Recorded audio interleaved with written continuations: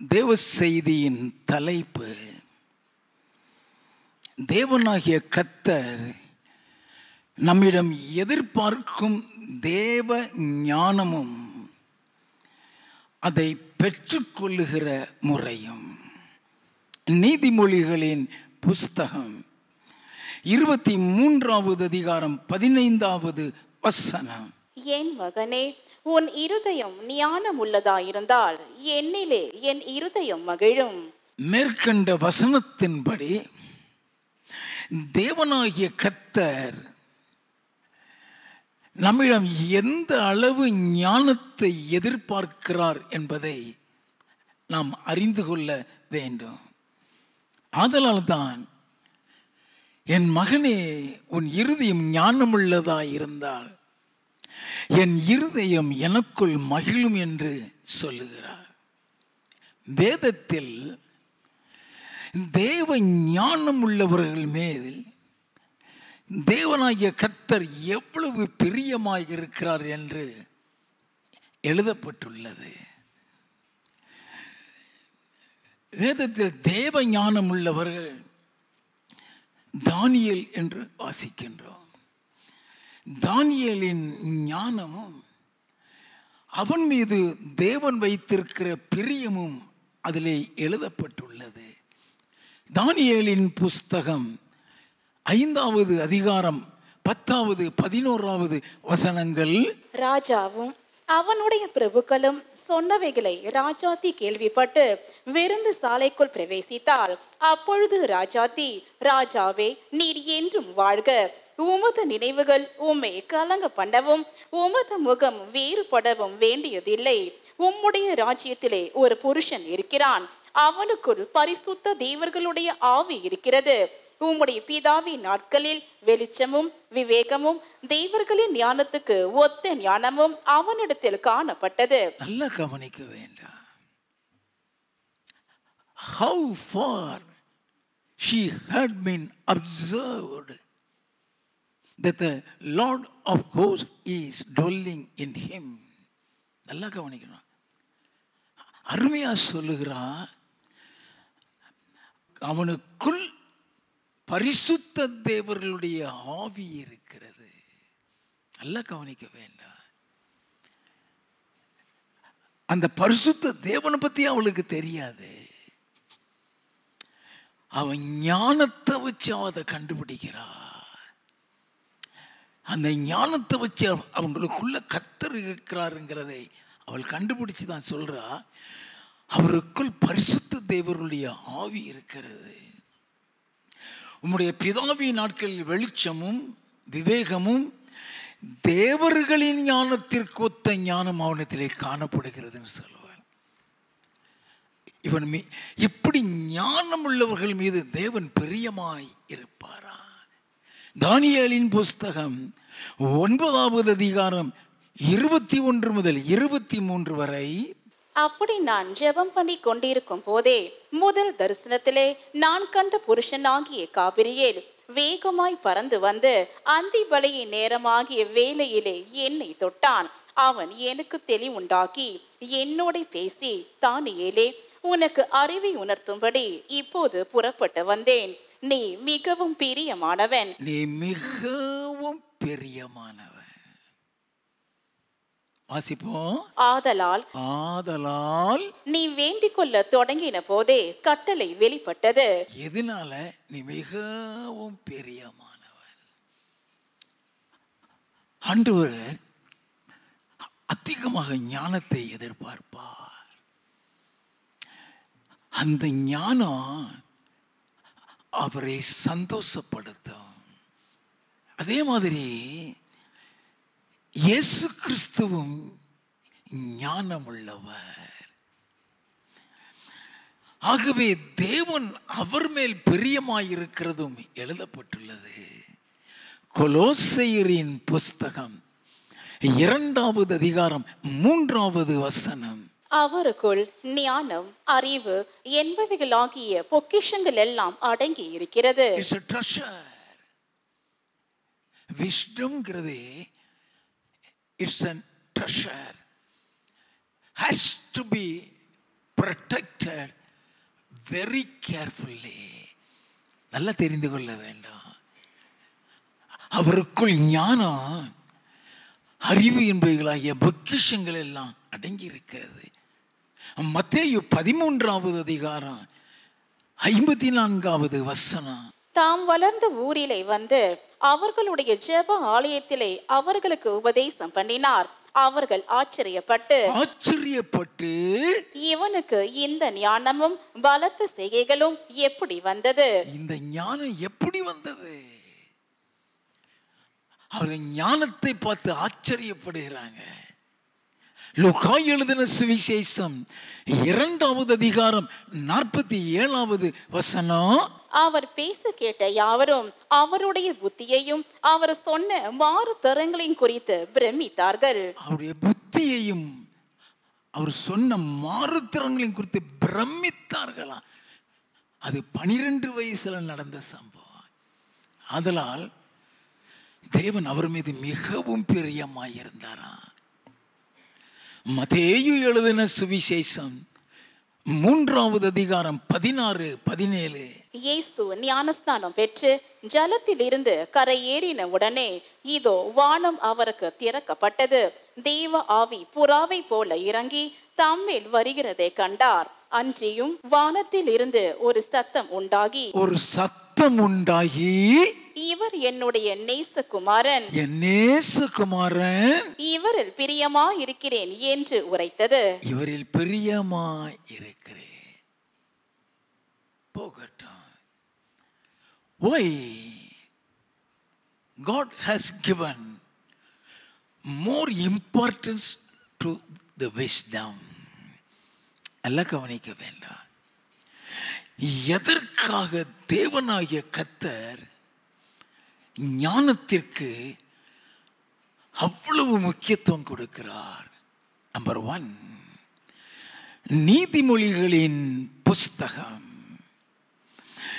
4வது அதிகாரம் 7 முதல் 9 வசனங்களை வாசிக்க கேட்போம். ஞானமே முக்கியம். ஞானத்தை சம்பாதி. எண்ணத்தை சம்பாதித்தாலும் புத்தியை சம்பாதித்துக்கொள். நீ அதை மேன்மைப்படுத்து, அது உன்னை மேன்மைப்படுத்தும். நீ அதை தழுவி கொண்டால் அது உன்னை கனம் பண்ணும். அது உன் தலைக்கு அலங்காரமான முடியை கொடுக்கும். அது உன் தலைக்கு அலங்காரமான முடியை கொடுக்கும். அது மகிமையான கிரீடத்தை உனக்கு சூட்டும். அது மகிமையான கிரீடத்தை உனக்கு சூட்டும். அந்த ஞானம் உன் பேரை பெருமைப்படுத்திவிடும். நல்லா கவனிங்க. வேதத்தில் நாம் செய்கிற ஊழியங்களுக்கு கிரீடம் உண்டுன்னு நம்ம எழுதப்பட்டிருக்கிறது. மேய்ப்பன்னா அவதற்கென்று ஒரு கிரீடம், சுவிசேஷம்னா அவனுக்கென்று ஒரு கிரீடம். ஆனா ஞானத்துக்கு ஒரு கிரீடம் இருக்குதா? நல்லா கவனித்துக் கொள்ள வேண்டும். நமக்கு அது தெரியாதே. அது மகிமையான கிரீடத்தை உனக்கு சூட்டுண்டு எழுதப்பட்டிருக்கிறது. ஞானமே முக்கியம். எண்ணத்தை சம்பாதித்தாலும் ஞானத்தை சம்பாதி. நீ அதை மேன்மைப்படுத்து, அது உன்னை மேன்மைப்படுத்தும். அதை மேன்மைப்படுத்தினா கர்த்தர் கொடுத்த ஞானத்துக்கு முக்கியத்துவம் கொடு. ஒரு சூழ்நிலையிலையும் அதை இழந்து போய் விடாதே. 2வது, பரலோகத்துக்கு போகணும்னா ஞானம் இருந்தால் தான் போக முடியும். எப்படி பரிசுத்தம் இருந்தால் பரலோகத்துக்குள்ள நுழைய முடியுமோ அதே மாதிரி ஞானம் இருந்தால் தான் உள்ள நுழைய முடியும். அந்த பரிசுத்தமே இந்த ஞானத்தில் தான் மறைந்து கிடக்கிறது. நீ எப்போ ஞானத்தை இழக்கிறாயோ நீ பரிசுத்தத்தை இழந்து விடுவாய். அல்லது எப்பொழுது பரிசுத்தத்தை இழக்கிறாயோ ஞானத்தை இழந்து விடுவாய். ரெண்டுமே வைஸ் வர்சா. நம்ம அதை தெரிந்து கொள்ள வேண்டும். பரலோகத்துக்கு போகணும்னா ஞானம் வேணும்னு சொன்னேன். தானியேலின் புஸ்தகம் 12வது அதிகாரம் 2வது 3வது வசனங்கள். பூமியின் தூளிலே நித்திரை பண்ணுகிறவர்களாகிய அநேகரில் சிலர் நித்திய ஜீவனுக்கும் சிலர் நித்திய நிந்தைக்கும் இகழ்ச்சிக்கும் விழித்து எழுந்திருப்பார்கள். ஆண்டவர் தானியேலுக்கு சொல்லுகிறார், பூமியின் தூளிலே நித்திரை பண்ணுகிற அநேகரில் சிலர் நித்திய ஜீவனுக்கும் சிலர் நித்திய நிந்தைக்கும் இகழ்ச்சிக்கும் விழித்து எழுந்திருப்பார், பரலோகத்துக்கும் நரகத்துக்கும் போவார்கள் என்று சொல்லுகிறார். சொல்லிட்டு சொல்லுகிறார், வாசிப்போம். ஞானவான்கள் ஆகாய மண்டலத்தின் ஒளியை போலவும் அநேகரே நீதிக்குட்படுத்துகிறவர்கள் நட்சத்திரங்களைப் போலவும் என்றென்றைக்கும் உள்ள சதா காலங்களிலும் பிரகாசிப்பார்கள். ஞானவான்கள் ஆகாய மண்டலத்தின் ஒளியை போல, அப்படின்னா சூரியனை போல பிரகாசிப்பாங்களா. அநேகரை நீதி கொடுப்படுத்துகிறவர்கள் நட்சத்திரங்களை போல பிரகாசிப்பாங்களா. நீதி கொடுப்படுத்துகிறவர்கள்னா ஆத்துமாவை ஆதாயம் பண்ணுகிறவன். இயேசு கிறிஸ்து சொன்னார், மத்தேயு எழுதின சுவிசேஷம் 13வது அதிகாரம் 41 முதல் 43 வரை, மனுஷகுமாரன் தம்முடைய தூதர்களை அனுப்புவார், அவர்கள் அவருடைய ராஜ்யத்தில் இருக்கிற சகல இடரல்களையும் அக்கிரமம் செய்கிறவர்களையும் சேர்த்து அவர்களை அக்கினி சூளையிலே போடுவார்கள். பாவிகளை அக்கினி சூளையில போட்டுருவாங்களா. வாசிப்போம். அங்கே அழுகையும் பற்கடிப்பும் உண்டாயிருக்கும். அப்பொழுது நீதிமான்கள் எப்போ அவங்களை அக்கினி சூளையில போடுற நேரத்தில், அப்பொழுது நீதிமான்கள் தங்கள் பிதாவின் ராஜ்யத்திலே சூரியனை போல பிரகாசிப்பார்கள். என் பிதாவின் ராஜ்யத்திலே சூரியனை போல பிரகாசிப்பார். அதைத்தான் ஞானவான்கள் ஆகாய மண்டலத்தின் ஒளியை போல பிரகாசிப்பார்கள் தானியேல் எழுதி வைத்திருக்கிறார். நீ நீதிமானாய் இருக்கியா? நீ பரிசுத்தவானாய் இருக்கிறியா? ஞானம் உண்டு. அவர்களுக்கென்று ஒரு மெய் ஞானத்தை தேவன் வைத்திருக்கிறாரா. நீதிமொழிகளின் புஸ்தகம் 2வது அதிகாரம் 7வது வசனம், அவர் நீதிமான்களுக்கென்று மெய் ஞானத்தை வைத்திருக்கிறார். நீதிமான்களுக்கு, ரட்சிக்கப்பட்டவர்களுக்கு, பரிசுத்தவான்களுக்கு மெய் அந்த ஞானம்தான் பரலோகத்தில் உன்னை பிரகாசிக்க செய்யுமா. நல்லா தெரிந்து கொள்ள வேண்டும். போகட்டும். நம்பர் 3, இந்த உலகத்தையும் இந்த உலகத்தின் அதிபதியாகிய பிசாசையும் ஜெயிக்கணும்னா ஞானம் வேண்டும். என் இயேசு கிறிஸ்து சொன்னார், வெளிப்படுத்தின விசேஷம் 3வது அதிகாரம் 21வது வசனம், நான் ஜெயம் கொண்டு என் பிதாவினுடைய சிங்காசனத்திலே அவரோடு கூட உட்கார்ந்தது போல ஜெயம் கொள்ளுகிறவன் எவனோ அவனும் என்னுடைய சிங்காசனத்தில் என்னோடு கூட உட்காரும்படிக்கு அருள் செய்வேன். நான் ஜெயம் கொண்டு சொன்னாரே. தேவனாகிய கர்த்தர் அவரை உலகத்திற்கு மனிதனாய் அனுப்பின பொழுது பல வகையிலே அவருக்கு போராட்டங்கள். ஒரு பக்கம் பிசாசு அவரோடு கூட போராடுகிறான், இன்னொரு பக்கம் உலகத்தின் உபத்திரவங்களோடு கூட போராடுகிறாரு.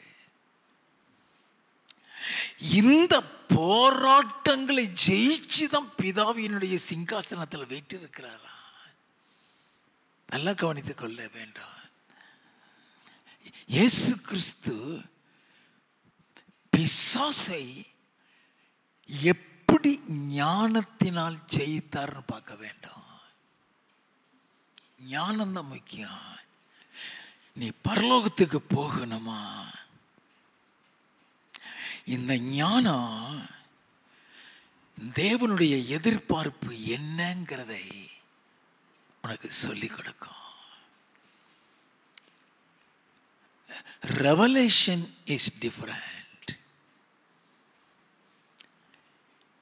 மனுஷனுடைய இருதயத்துக்குள் இருப்பதை ஒருவனும் அவருக்கு சொல்ல வேண்டியதில்லை போட்டிருக்க. அது வெளிப்பாடு தேவனுடைய ஆவியானவர் வெளிப்படுத்துகிறது. ஆனால் அதே நேரத்தில் அவன் எப்படிப்பட்டவன், சரியானவனா சரியில்லாதவனாங்கிறத ஞானம் வெளிப்படுத்திடும். அப்ப இயேசு கிறிஸ்து ஒரு பக்கம் பிசாசை ஜெயிக்கிறார். நல்லா கவனிக்க வேண்டும். அந்த ஞானம் அவர் எப்படி வந்தது? இயேசு கிறிஸ்து அந்த ஞானத்தை எப்படி பெற்றார்? அதே முறையில் தான் நீங்களும் நானும் பெற முடியும். லூக்கா எழுதின சுவிசேஷம் 4வது அதிகாரம் 1வது வசனத்தில் இருந்து வாசிக்க கேட்போம். இயேசு பரிசுத்த ஆவியினாலே நிறைந்தவராய் யோர்தானை விட்டு திரும்பி ஆவியானவராலே வனாந்திரத்திற்கு கொண்டு போகப்பட்டு 40 நாள் பிசாசினால் சோதிக்கப்பட்டார். எப்படி எங்க போகிறாரா? பரிசுத்த ஆவியிலே நிறைந்தவராய். பிசாசை ஜெயிக்கணும்னா, பிசாசனுடைய தந்திரங்களை அறிந்து அதை நீ மேற்கொள்ளணும்னா, நீ பரிசுத்த ஆவியிலே நிறைந்திருக்க வேண்டும். அது நிறைந்தவராக புறப்பட்டு போகிறாரு. வாசிப்போம். அந்த நாட்களில் அவர் ஒன்றும் புசியாதிருந்தார். அந்த நாட்கள் முடிந்த பின்பு அவருக்கு பசி உண்டாயிற்று. அப்பொழுது பிசாசு அவரை நோக்கி, நீ தேவனுடைய குமாரனேயானால், நீ தேவனுடைய குமாரனேயானால் இந்த கல் அப்பமாகும்படி சொல்லும் என்றான். இந்த கல்ல அப்பமாக்கும்.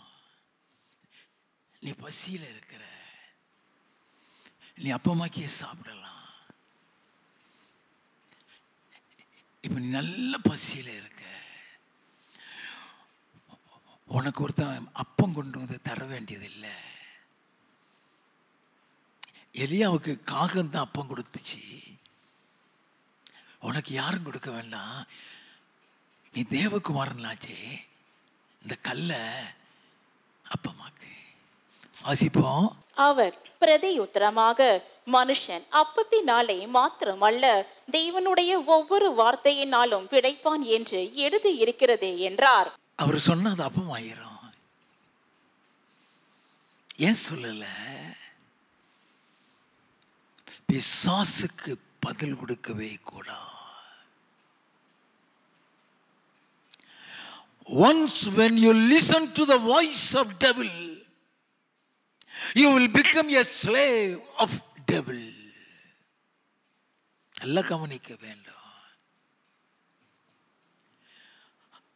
அவனுக்கு செவி கொடுத்துட்டியா,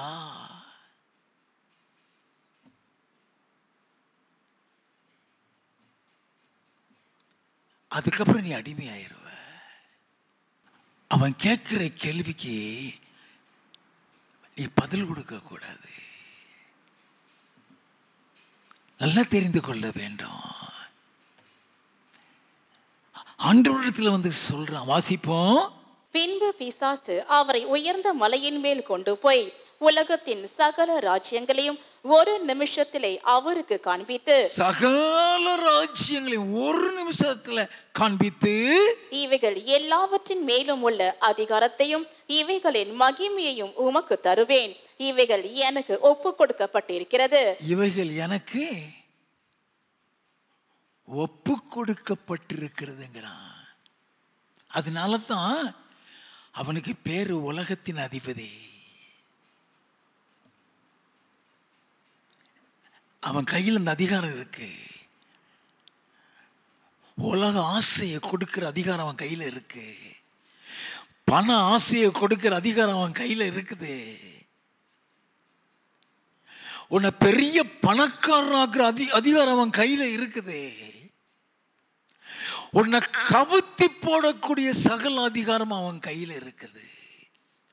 அது ஆண்டவரத்தில் சொல்றான். வாசிப்போம். எனக்கு இஷ்டமானவனுக்கு இவைகளை கொடுக்கிறேன். எனக்கு இஷ்டமானவனுக்கு இவைகளை கொடுக்கிறேன். வாசிப்போம். நீர் என்னை பணிந்து கொண்டால் எல்லாம் உம்முடையதாகும் என்று சொன்னான். என்னை பணிந்து கொண்டால் இயேசு கிறிஸ்துவிட்ட வந்து நிற்கிறான நீங்களும் நான் ஏமாத்துறோம். பலத்தினாலும் பராக்கிரமத்தினாலும் அவனை ஜெயிக்க முடியாது. அவனை ஜெயிக்கணும் நான் தேவனுடைய ஆவியினால மட்டும்தான் ஜெயிக்க முடியும்.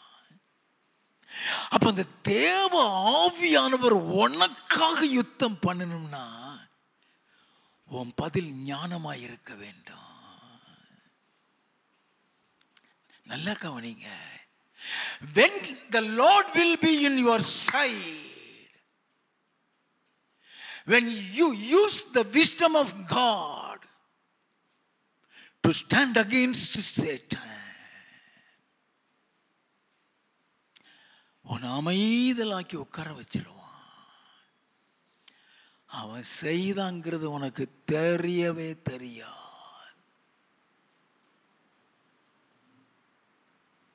நல்லா கவனித்துக் கொள்ள வேண்டும். ஆண்டவர் எல்லாத்தையும் உனக்கு தர்றேன், என்னை பணிந்து கொள்ளு. வாசிப்போம். இயேசு அவனுக்கு பிரதி உத்தரமாக, எனக்கு பின்னாக போ சாத்தானே, உன் தேவனாகிய கர்த்தரை பணிந்து கொண்டு அவர் ஒருவருக்கே ஆராதனை செய்வாயாக என்று எழுதி இருக்கிறதே என்றார். இயேசு கிறிஸ்து சொன்னாரே, எனக்கு பின்னாக போ சாத்தானே.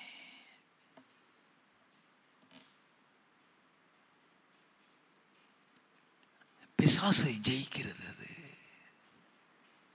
அது பிசாசை ஜெயிக்கிறது. எதை வச்சு ஜெயித்தாரு? பரிசுத்த ஆவியினுடைய அபிஷேகத்திலையும் வேத வசனத்தையும் வைத்து ஜெயித்தா. எப்பொழுதுமே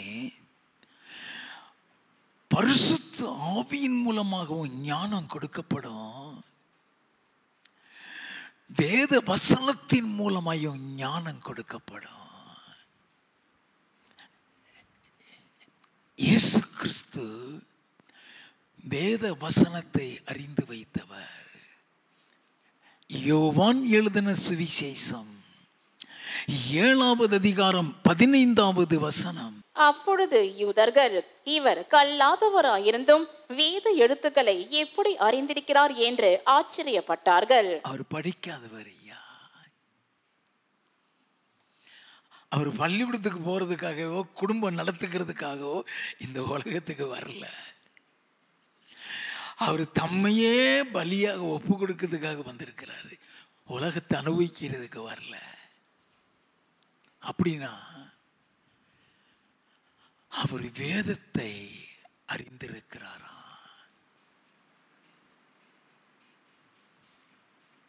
அப்போஸ்தலனாகிய பவுல்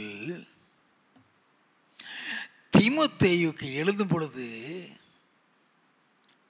இந்த வேத அறிவை குறித்து அவனுக்கு எழுதுவான். 2 தீமோத்தேயுவின் புஸ்தகம் 3வது அதிகாரம் 15வது வசனம். கிறிஸ்து இயேசுவை பற்றும் விசுவாசத்தினாலே உன்னை ரட்சிப்புக்கேற்ற ஞானம் உள்ளவனாக்கத்தக்க, ரட்சிப்புக்கேற்ற ஞானம் உள்ளவனாக்கத்தக்க பரிசுத்த வேத எழுத்துக்களை, பரிசுத்த வேத எழுத்துக்களை நீ சிறு வயது முதல் அறிந்தவன் என்றும் உனக்கு தெரியும். சிறு வயசுல யார்? தீமோத்தேயுவே சிறு வயசுல இருந்து வேதத்தை கத்திருந்தானா எங்க ஆண்டவர் எந்த அளவுக்கு வேதத்தை தெரிந்து வைத்திருப்பார். இயேசு கிறிஸ்துவுக்கு பிசாசு நேரடியா வந்து தான் பேசலாம். உனக்கும் எனக்கும் நேரடியா வந்து பேசுவான்னு நினைக்காத. அவன் ஆட்களை வைத்து பேசுவான். அவன் ஆட்களை வைத்து தான் பேசுவான். அதை நீ ஜெயிக்கணும்னா உனக்கு வேத வசனம் தெரிந்திருக்கலாம். ஏன்னா வசனத்தை போட்டே உன்னை காலி பண்ணுவான். இயேசுட்ட போட்டான் தெரியுமா? வசனத்தை தான் போட்டான். லூக்கா எழுதின சுவிசேஷம் 4வது அதிகாரம் 9வது 10வது வசனங்கள். அப்பொழுது அவன் அவரை எருசலேமுக்கு கொண்டு போய் தேவாலயத்து உப்பரிகையின் மேல் அவரை நிறுத்தி, நீர் தேவனுடைய குமாரனே ஆனால் இங்கே இருந்து தாழ குதியும், ஏனெனில் உம்மை காக்கும்படிக்கு தம்முடைய தூதர்களுக்கு உம்மை குறித்து கட்டளையிடுவார் என்றும் உமது பாதம் கல்லில் இடராதபடிக்கு அவர்கள் உம்மை கைகளில் ஏந்தி கொண்டு போவார்கள் என்றும் எழுதி இருக்கிறது என்று சொன்னான். பிசாசுக்கு எல்லா வசனமும் தெரியும். வசனத்தை தான் எடுத்துட்டு போட்டான். வாசிப்போம்.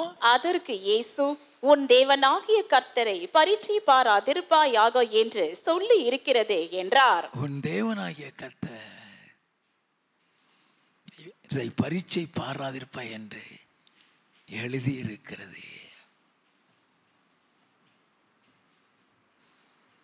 அப்ப இயேசு கிறிஸ்து பிசாசை ஜெயிக்கிறார்னா சிறு வயதில் இருந்தே அவருக்கு அந்த வசனம் அவருக்கு தெரியும். இந்த வசனம் சத்துருடைய ஞானத்தை விட அதிகமான ஞானம் கொடுக்குமா? வாசிப்போமா? சங்கீத புஸ்தகம் 119வது சங்கீதம் 97 இருந்து 101 வரை வாசிப்போம். உமது வேதத்தில் நான் எவ்வளவு பிரியமாயிருக்கிறேன், நாள் முழுதும் அது என் தியானம். நீர் உம்முடைய கற்பனைகளை கொண்டு என்னை என் சத்துருக்களிலும் அதிக ஞானம் உள்ளவனாக்குகிறீர். என்னை என் சத்துருக்களிலும் அதிக ஞானம் உள்ளவனாக்குகிறீர். அவைகள் என்றைக்கும் என்னுடனே இருக்கிறது.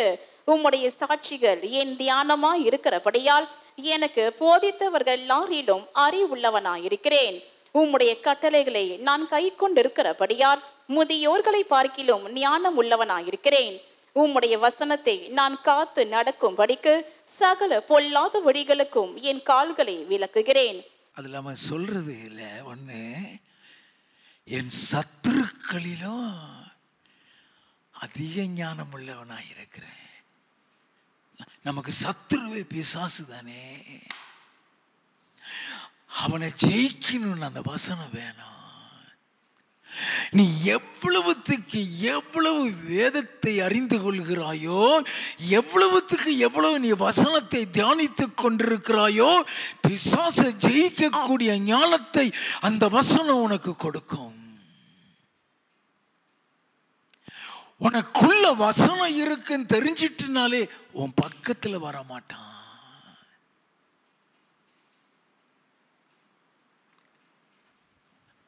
அந்த வசனம் உனக்குள்ள ஒரு வல்லமையை கொடுக்குங்கிறது உனக்கு தெரியுமா? Every word of God has got power. எபிரேயரின் புஸ்தகம் 4வது அதிகாரம் 12வது வசனம். தேவனுடைய வார்த்தையானது ஜீவனும் வல்லமையும் உள்ளதாயும் இருபுறமும் கருக்குள்ள எந்த பட்டயத்திலும் கருக்கானதாயும். அது ஜீவன் உள்ளது. It has life. அது வல்லமை உள்ளது. இருபுறமும் கருக்குள்ள எந்த பட்டயத்திலும் கருக்கானதும் ஆத்துமாவையும் ஆவியையும் கணுக்களையும் ஊனையும் பிரிக்கத்தக்கதாக உருவ குத்துகிறதாயும் இருதயத்தின் நினைவுகளையும் யோசனைகளையும் வகையறுக்கிறதாயும் இருக்கிறது. அப்படின்னா உன்னை பரிசுத்தப்படுத்துகிறதே அந்த வசனம் தான். அவருடைய கட்டளைகள்ல ஞானம் மட்டும் இல்ல, அந்த கற்பனைகளை கொண்டு உன்னை பரிசுத்தப்படுத்துகிறாரா. 2 தீமோத்தேயுவின் புஸ்தகம் 3வது அதிகாரம் 17, 18. வேத வாக்கியங்கள் எல்லாம் தேவ ஆவியினால் அருளப்பட்டிருக்கிறது. தேவனுடைய மனுஷன் தேறினவனாகவும் எந்த நற்கிரியையும் செய்ய தகுதியுள்ளவனாகவும் இருக்கும்படியாக அவைகள் உபதேசத்துக்கும் கடிந்து கொள்ளுதலுக்கும் சீர்திருத்தலுக்கும் நீதியை படிப்பிக்குதலுக்கும் பிரயோஜனம் உள்ளவைகளாயிருக்கிறது. அந்த வசனம் உன்னை உருவாக்கிறான். அந்த வசனம் உன்னை உருவாக்கிறான். என் இயேசு கிறிஸ்து சொன்னார், அந்த வசனம் தான் நம்மளை பரிசுத்தமாக்குமா. யோவான் எழுதின சுவிசேஷம் 17வது அதிகாரம் 17வது வசனம், உம்முடைய சத்தியத்தினாலே அவர்களை பரிசுத்தமாக்கும், உம்முடைய வசனமே சத்தியம். சத்தியத்தினாலே பரிசுத்தமாக்க. இந்த வசனம் தான் உன்னை பரிசுத்தமாக்க கூடியது.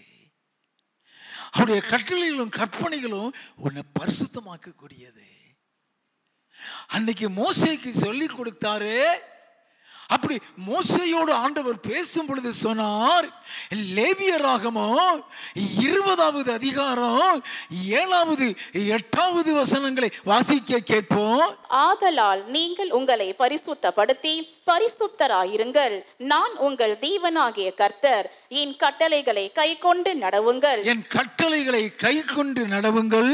நான் உங்களை பரிசுத்தமாக்குகிற கர்த்தர். அந்த கட்டளை தான் உன்னை பரிசுத்தமாக்கும். ஐயா, 6 லட்சம் பேருக்கு அதிகமான மக்களை எகிப்தில் இருந்து என் தேவனாகிய கர்த்தர் வழிநடத்தி கொண்டு வரும் பொழுது மோசேயை மலைக்கு மேல ஏறிவான் சொன்னாரு. எதற்காக?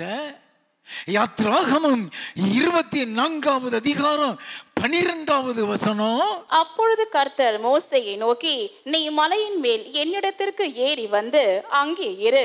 நான் உனக்கு கற்பலகைகளையும் நீ அவர்களுக்கு உபதேசிப்பதற்கு நான் எழுதின நியாய பிரமாணத்தையும் கற்பனைகளையும் கொடுப்பேன் என்றார். நல்ல கவனிங்க. அவர்களுக்கு உபதேசிக்கிறதற்கு நான் கட்டளைகளை தருவேன்.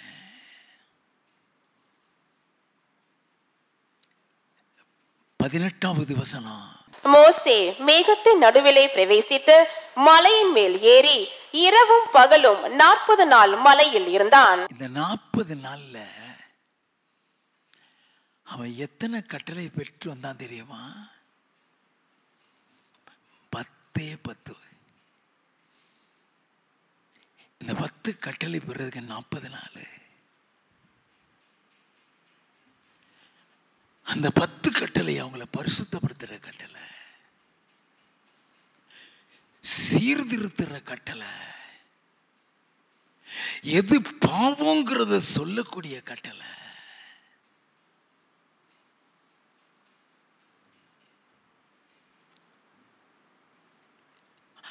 அப்ப இயேசு கிறிஸ்து இந்த நம்மளை பரிசுத்தப்படுத்தக்கூடிய பல காரியங்களை சொல்லி கொடுத்திருக்கிறார். எதற்காக வேத வாக்கியம்? அது உன்னை பரிசுத்தப்படுத்துவதனுடைய நோக்கம் என்ன? இயேசு சொன்னார், யோவான் எழுதின சுவிசேஷம் 5வது அதிகாரம் 39வது வசனம். வேத வாக்கியங்களை ஆராய்ந்து பாருங்கள், அவைகளால் உங்களுக்கு நித்திய ஜீவன் உண்டென்று எண்ணுகிறீர்களே, என்னை குறித்து சாட்சி கொடுக்கிறவைகளும் அவைகளே. வசனமே தெரியாம நித்திய ஜீவனுக்குள்ள போக முடியுமா? வசனமே தெரியாம பரிசுத்தமாக முடியுமா? வசனமே தெரியாம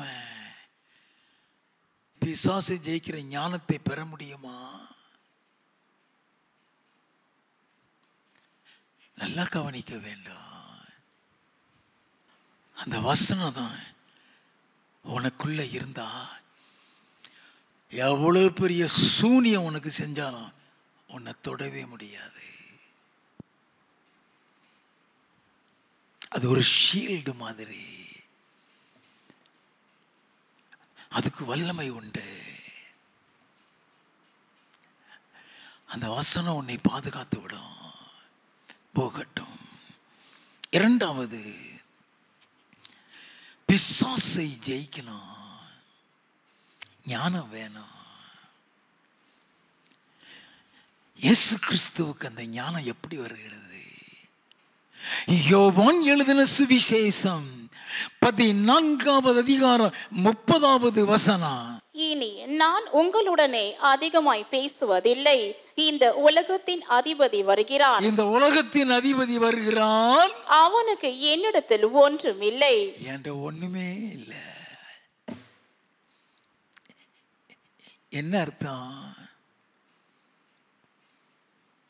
எதுக்கு வர்றானா? குற்றம் கண்டுபிடிக்க வர்றான்.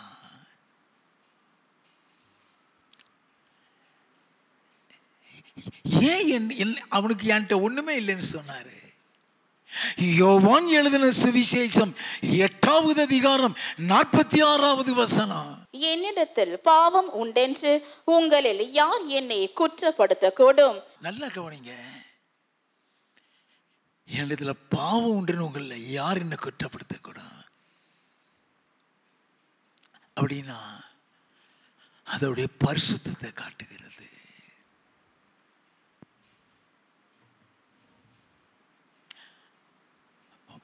உண்ட பரிசுத்தம் மாத்திரம் இருந்ததுன்னா பிசாசு உன் பக்கத்திலே வர முடியாது. நல்லா கவனிக்க வேண்டும். அப்படின்னா இயேசு கிறிஸ்து ஏன் பிசாசு அவர் பக்கத்தில் வர முடியல? அவருடைய பரிசுத்தம். அந்த பரிசுத்தம் தான் அவருக்கு ஞானத்தை கொடுக்கிறது. பரிசுத்தங்கிறது ஒரு பொக்கிஷம். அந்த பொக்கிஷத்தோடு கூட ஞானமும் சேர்கிறதான். கொலோசையரின் புஸ்தகம் 2வது அதிகாரம் 3வது வசனம்.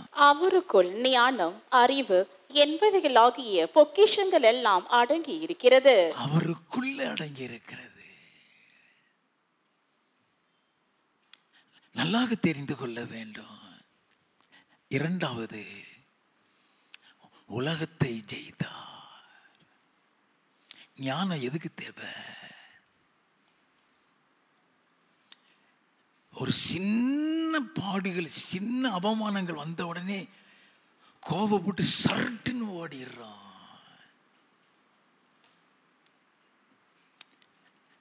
நல்லா கவனிக்க வேண்டும். சின்ன காரியம்னா கோபப்படுறான். நீ உலகத்தை ஜெயிக்கவே முடியாது. இயேசு கிறிஸ்து சொன்னார், யோவான் எழுதின சுவிசேஷம் 16வது அதிகாரம் 33வது வசனம். என்னிடத்தில் உங்களுக்கு சமாதானம் உண்டாயிருக்கும் பொருட்டு இவைகளை உங்களுக்கு சொன்னேன். உலகத்தில் உங்களுக்கு உபத்திரவம் உண்டு, ஆனாலும் திடன் கொள்ளுங்கள், நான் உலகத்தை ஜெயித்தேன் என்றார். உலகத்துல உபத்திரம் உண்டு.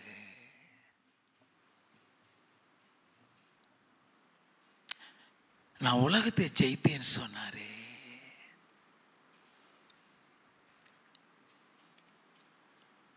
அப்ப அதுல ஞானத்துல தான் ஜெயிக்கிறாரு. அவருக்கு வந்த உபத்திரங்கிறது சாதாரண உபத்திரம் கிடையாது. மரணத்துக்கு ஏதுவான உபத்திரம். லூக்கா எழுதின சுவிசேஷம் 23வது அதிகாரம் 33, 34. கபாலஸ்தலம் என்று சொல்லப்பட்ட இடத்தில் அவர்கள் சேர்ந்த பொழுது அங்கே அவரையும் அவருடைய வலது பக்கத்தில் ஒரு குற்றவாளியையும் அவருடைய இடது பக்கத்தில் ஒரு குற்றவாளியையும் சிலுவைகளில் அறைந்தார்கள். சிலுவையில அவரை சாதாரணமா அறையல, சாட்டையால் அடிச்சு சரீரத்தை கிழிச்சதுக்கு அப்புறம் தான் சிலுவையில் அரைஞ்சானுங்க. வேதனையின் நாட்கள். அந்த நேரத்தில் எந்த நோக்கத்துக்காக பிதா அவரை அனுப்பினாருங்கிறத அந்த ஞானம் ஞாபகப்படுத்தும். Suffering, pain, unbearable pain. உலகத்தை விட்டு போகக்கூடிய நேரம் வருகிறது. அப்போ பிதாவினுடைய சித்தத்தை நிறைவேற்றினாதான் மேலே போய் அவரோட உட்கார முடியும். அப்படியே சிலுவையில் செத்துட்டா மேலே போக முடியாது. இயேசுதானே சொன்னார், மத்தேயு எழுதின சுவிசேஷம் 7வது அதிகாரம் 21வது வசனம், பரலோகத்தில் இருக்கிற என் பிதாவின் சித்தத்தின்படி செய்கிறவனே பரலோக ராஜ்யத்தில் பிரவேசிப்பானே அல்லாமல் என்னை நோக்கி கர்த்தாவே கர்த்தாவே என்று சொல்லுகிறவன் அதில் பிரவேசிப்பதில்லை. நீ ராத்திரியும் பகலும் கூப்பாடு போட்டாலும் பேர முடியாது. உன்னை வைத்திருக்கிற திட்டத்தில் அவருடைய சித்தத்தை நிறைவேற்றியான் பார்ப்பாரு. அப்போ இப்போ அவருடைய ஆவி அவரை விட்டு போக போகுது.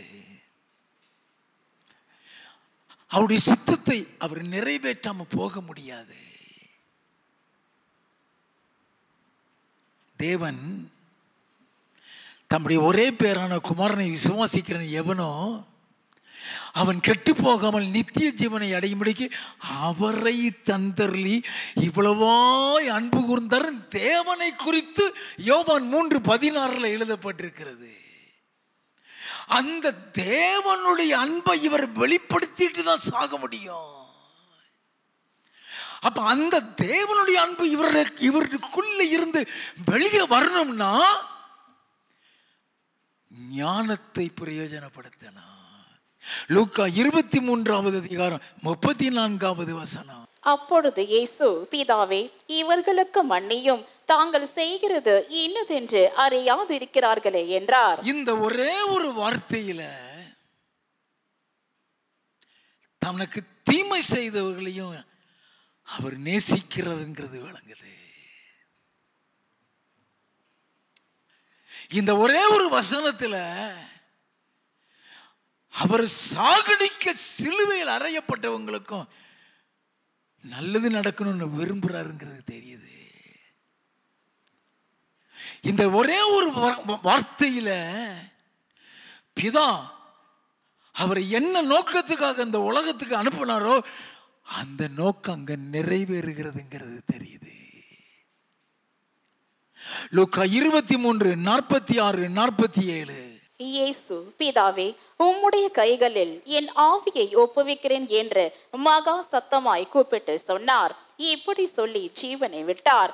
100க்கு அதிபதி சம்பவித்ததை கண்டு மெய்யாகவே இந்த மனுஷன் நீதிபரனாய் இருந்தான் என்று சொல்லி தேவனை மகிமைப்படுத்தினான். அந்த வார்த்தையை நம்ம என்னைக்காவது அறிஞ்சிருக்கிறோமா?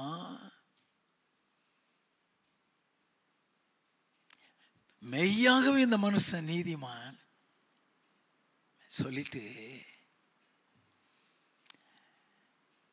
தேவனை மகிமைப்படுத்தினானா? ஒவ்வொரு காரியத்திலையும் பிதா மகிமைப்படும்படி நடக்கிறாரே, அதுதான் தேவ ஞானம். உன் நிமித்தம்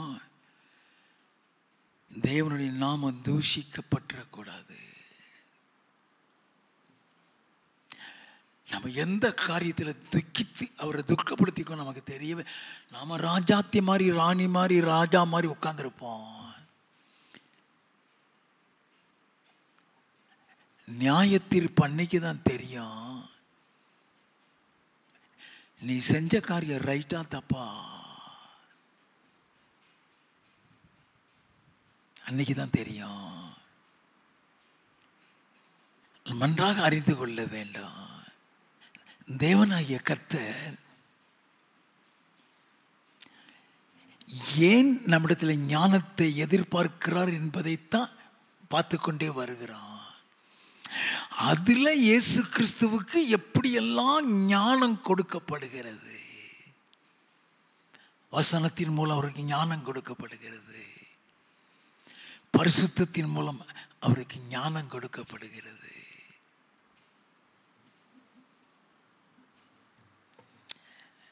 ஏன் ஞானத்தை எதிர்பார்க்கிறார்? நீதிமொழிகளின் புஸ்தகம் 27வது அதிகாரம் 11வது வசனம். என் மகனே, என்னை நிந்திக்கிறவனுக்கு நான் உத்தரவு கொடுக்கத்தக்கதாக நீ ஞானவானாகி என் இருதயத்தை சந்தோஷப்படுத்து. என்னை நிந்திக்கிறவன், பிசாசனுடைய காரியமே தேவ பிள்ளைகளை தேவ சமூகத்தில் கொண்டு வந்து நிறுத்தி கேள்வி கேட்பானா தெரியுமா?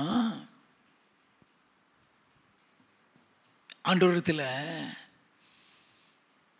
யோபுவுக்காக வந்து நின்றுட்டு என்ன சொல்றான் தெரியுமா? யோபுவின் புஸ்தகம் 1வது அதிகாரம் 9 இருந்து 11 வரை. அதற்கு சாத்தான் கர்த்தருக்கு பிரதி உத்தரமாக, யோபு விருதாவாகவா தேவனுக்கு பயந்து நடக்கிறான். நல்ல கவனிங்க, நீ எவ்வளவு நீ கர்த்தருடைய பிள்ளையா இருக்கியோ, ஆண்டவர் ஒன்றத்தில் எதிர்பார்க்கிறதெல்லாம் அவருடைய நாமத்தை நீ மகிமைப்படுத்துகிறியா அல்லது தூஷிக்கும்படி நடக்கிறியா? நல்லா கவனிக்க வேண்டும். ஆண்டவர் யோபுவை செல்வந்தனா வச்சிருக்காரு, பிசாசு வைக்கல, ஆண்டவர் வைத்திருக்கிறார். பெரிய பணக்காரன், பெரிய கோடீஸ்வரன், நெய்யில தான் காலையை கழுவானான். அவனுக்கு பொண்ணு வெளியும் சாதாரணம், அதனாலதான் அவர்கிட்ட வந்து நிக்கிறான். வாசிப்போம். நீர் அவனையும் அவன் வீட்டையும் அவனுக்கு உண்டான எல்லாவற்றையும் சுற்றி வேலி அடைக்கவில்லையோ? அவன் கைகளின் கிரியை ஆசீர்வதித்தீர். அவன் கைகளின் கிரியைகளை ஆசீர்வதித்தீர். அவனுடைய சம்பத்து தேசத்தில் பெருகிற்று. அவனுடைய சம்பத்து தேசத்தில் பெருகி இருக்கிறது. ஆண்டவர் சொல்றான், வாசிப்போம். ஆனாலும் உம்முடைய கையை நீட்டி அவனுக்கு உண்டானவை எல்லாம் தொடுவீரானால் அப்பொழுது அவன் உமது முகத்துக்கு எதிரே உம்மை தூஷிக்கானோ பாரும் என்றான். நல்லா கவனிங்க, எல்லாத்தையும் எடுத்துறான், உம்மை தூஷிக்கான பாரு. என்னை நிந்திக்கிறவனுக்கு முன்பாக நான் உத்தரவு கொடுக்கத்தக்கதாக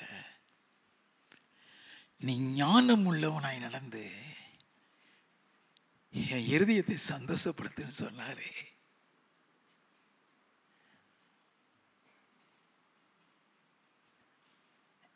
யோபுக்கு உத்தரவு கொடுக்கப்பட்டுருச்சு.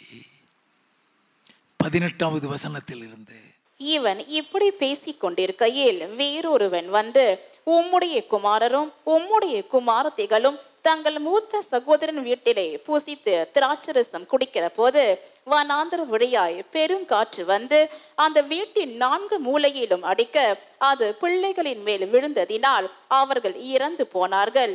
நான் ஒருவன் மாத்திரம் தப்பி அதை உமக்கு அறிவிக்கும்படி வந்தேன் என்றான். அவன் பணம் போச்சு, அவன் வேலைக்காரன் போயிட்டான், அவன் வேலைக்காரி போயிட்டா, அவன் ஆஸ்தியெல்லாம் போயிருச்சு, பிள்ளைகள் மட்டும் உயிரோடு இருந்தாங்க, அவங்களும் போயிட்டாங்க. உலகத்தில் உபத்திரம் உண்டு, உலகத்தை ஜெயித்தே, நான் உலகத்தை ஜெயித்தே. எப்படி ஜெயித்தாரு? அந்த உபத்திரத்தை ஜெயித்தாரு. அதை தான் பார்த்தோம், பிதாவே இவருக்கு மன்னியன்னு. அப்ப யோபு எப்படி ஜெயிக்கிறான்? வாசிப்போம். அப்பொழுது யோபு எழுந்திருந்து தன் சால்வையை கிழித்து தன் தலையை சிரைத்து தரையிலே விழுந்து பணிந்து, நிர்வாணியா என் தாயின் கற்பத்தில் இருந்து வந்தேன், நிர்வாணியா என் தாயின் கற்பத்தில் இருந்து வந்தேன், நிர்வாணியாய் அவ்விடத்துக்கு திரும்புவேன், நிர்வாணியா அவ்விடத்துக்கு திரும்புவேன். கர்த்தர் கொடுத்தார், கர்த்தர் கொடுத்தார், கர்த்தர் எடுத்தார், கர்த்தர் எடுத்தார், கர்த்தருடைய நாமத்துக்கு ஸ்தோத்திரம் என்றான். ஆண்டவர் தூஷிக்கும்படி நடந்துட்டானா?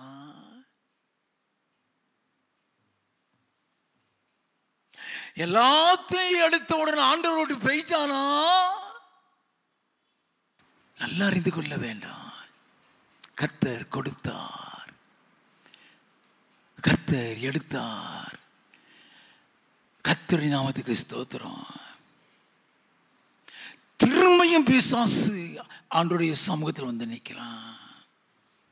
2வது அதிகாரம் 2வது வசனத்தில் இருந்து, கர்த்தர் சாத்தானை பார்த்து, நீ எங்கே இருந்து வருகிறாய் என்றார். சாத்தான் கர்த்தருக்கு பிரதி உத்தரமாக, பூமி எங்கும் உலாவி அதில் சுற்றி திரிந்து வருகிறேன் என்றான். அப்பொழுது கர்த்தர் சாத்தானை நோக்கி, நீ என் தாசனாகிய யோபின் மேல் கவனம் வைத்தாயோ? உத்தமனும் சன்மார்க்கனும் தேவனுக்கு பயந்து பொல்லாப்புக்கு விலகுகிறவனுமான மனுஷனாகிய அவனை போல பூமியில் ஒருவனும் இல்லை. முகாந்திரம் இல்லாமல் அவனை நிர்மூலமாக்கும்படி நீ என்னை ஏவின போதிலும், நல்ல முகாந்திரம் இல்லாமல் அவனை நிர்மூலமாக்கும்படி இடத்துல ஏவின பொழுதும் அவன் இன்னும் தன் உத்தமத்திலே உறுதியாய் நிற்கிறான் என்றார். தன் உத்தமத்திலே என்னை நிந்திக்கிறவனுக்கு உத்தரவு கொடுக்கத்தக்கதாக நீ ஞானம் உள்ளவனாயிருந்து என் இருதயத்தை சந்தோஷப்படுத்தினாரே.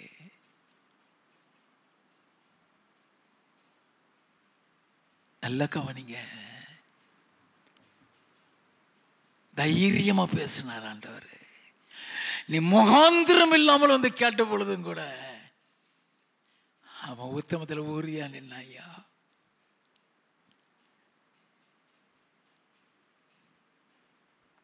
வாசிங்க. சாத்தான் கர்த்தருக்கு பிரதி உத்தரமாக, தோலுக்கு பதிலாக தோலையும் தன் ஜீவனுக்கு பதிலாக தனக்கு உண்டான எல்லாவற்றையும் மனுஷன் கொடுத்து விடுவான்.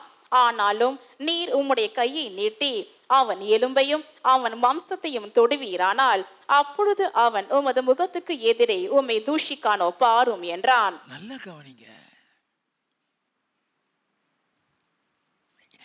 எந்த அளவுக்கு சாத்தான் நிற்கிறான்,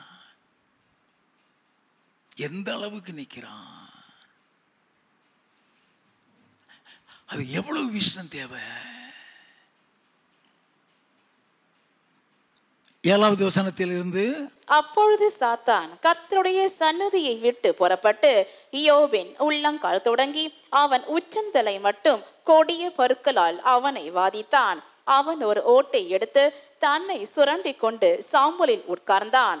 அப்பொழுது அவன் மனைவி நல்ல கவனிங்க, அப்பொழுது அவன் மனைவி என்ன சொல்றாளாம்?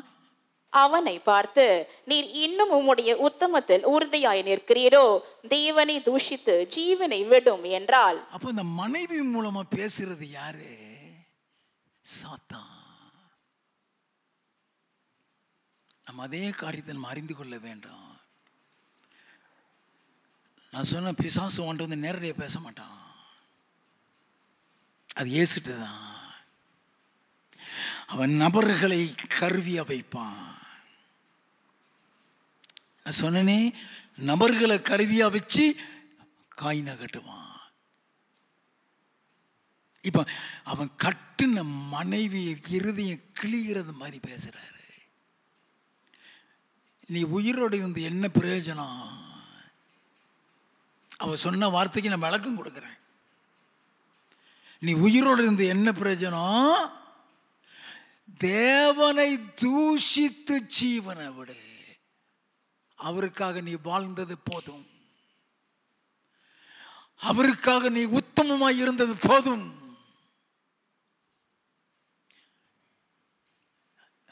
தூஷித்து ஜீவனை விடுங்க.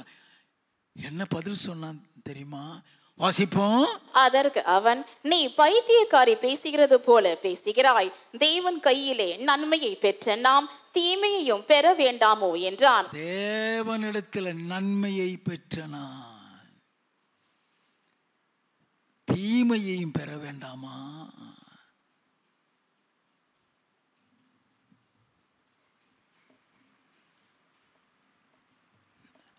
பைத்தியக்காரி மாதிரி பேசுறியே.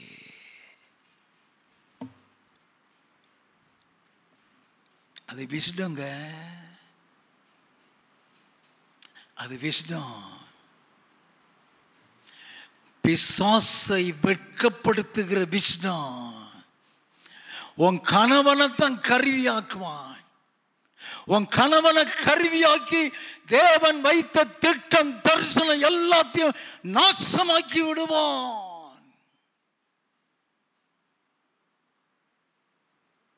நியாய தீர்ப்புல தெரியும். நீ இயேசு மீது அன்பு வைத்திருந்தியா, பிசாசு மீது அன்பு வைத்திருந்தியா?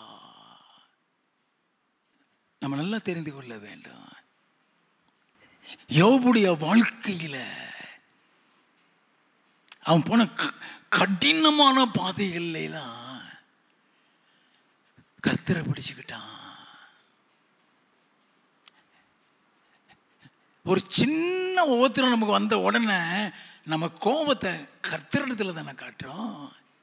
யார்கிட்ட காட்ட முடியுது உங்களால? உடனே ஆண்டவரிடத்துல காட்டுறோம். உடனே ஆண்டவரிடத்துல தானே கோபம். அவன் யோபுடைய வாழ்க்கையில ஆண்டவர் சொன்ன காரியம் என்ன தெரியுமா? யோபுவின் புஸ்தகம் 42வது அதிகாரம் 7வது வசனம். கர்த்தர் இந்த வார்த்தைகளை யோபோடு பேசின பின் கர்த்தர் தேமானியனான எலிபாசை நோக்கி, உன் மேலும் உன் 2 சிநேகிதர் மேலும் எனக்கு கோபம் மூளுகிறது. என் தாசனாகிய யோபு பேசினது போல், என் தாசனாகிய யோபு பேசினது போல நீங்கள் என்னை குறித்து நிதானமாய் பேசவில்லை. என்னை குறித்து நிதானமாய் பேசவில்லை. என்னை நிந்திக்கிறவனுக்கு முன்பாக உத்தரவு கொடுக்கத்தக்கதாக நீ ஞானமுள்ளவனாகி என் இருதயத்தை சந்தோஷப்படுத்தினாரே.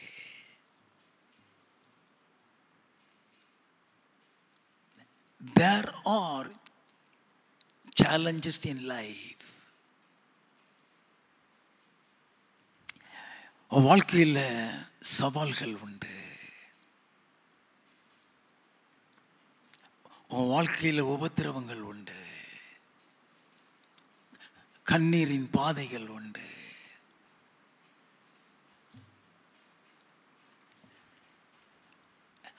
ஞானமாய் நடந்தால் மட்டுமே நீ ஜெயம் பெற முடியும். அல்லேலூயா.